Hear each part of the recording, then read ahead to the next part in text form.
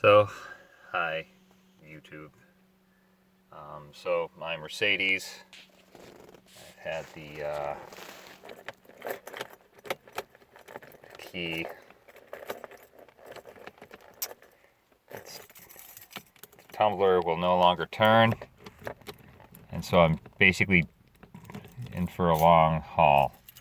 So I'm going to start doing that.